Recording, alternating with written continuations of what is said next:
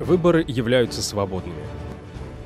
Выборы депутатов Чугурку-Кенеша, президента, депутатов представительных органов местного самоуправления проводятся на основе всеобщего, равного и прямого избирательного права при тайном голосовании. Право избирать имеют граждане Кыргызской республики, достигшие 18 лет.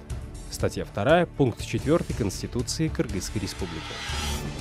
Главный закон страны гарантирует гражданину право избирать депутата Чугурку-Кенеша. Но на деле, кто будет депутатом, сейчас решают лидеры политических партий, оставляя за народом лишь право голосовать за партию. Это лишает нас, кыргызстанцев, одного из базовых прав, закрепленных в Конституции.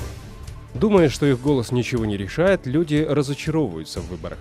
В обществе открыто говорят о ценах за места в партийных списках.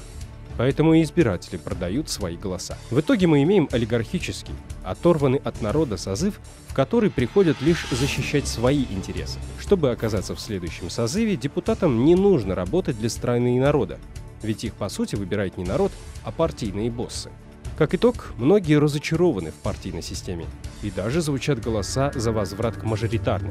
Президент Кыргызстана Сооронбай Жээнбеков не раз подчеркивал, что необходимо развивать партийную систему. Без развития партийной системы и настоящей политической конкуренции невозможно развивать парламентскую демократию. В обществе назрела необходимость формирования новой политической культуры. Сооронбай Жээнбеков, президент Кыргызской республики, 11 апреля 2019 года. Заседание Чугурку-Кенеша Кыргызской республики. Многие поддерживают позицию президента, что возврат к мажоритарной системе – это откат назад, при котором раскол в обществе неизбежен. К тому же это не решит проблему подкупа голосов. Своего кандидата можно выбрать и при партийной системе. Это называется преференциальное голосование или прямое голосование внутри определенного партийного списка. В этом случае избиратели вначале голосуют за партию и затем внутри партийного списка голосуют за своего кандидата. Вся страна – единый округ. А раз не будет разделения на округи, значит не будет и регионального разделения.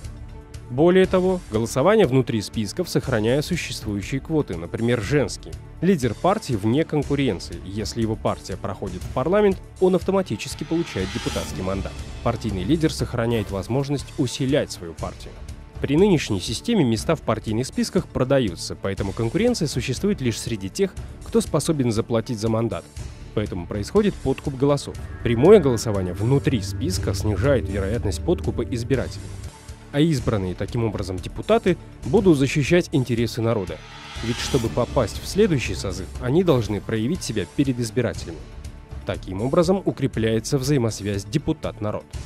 Преференциальная система дает людям возможность выбирать депутата Чугурку-Кенеша. А это конституционное право каждого гражданина Кыргызской республики.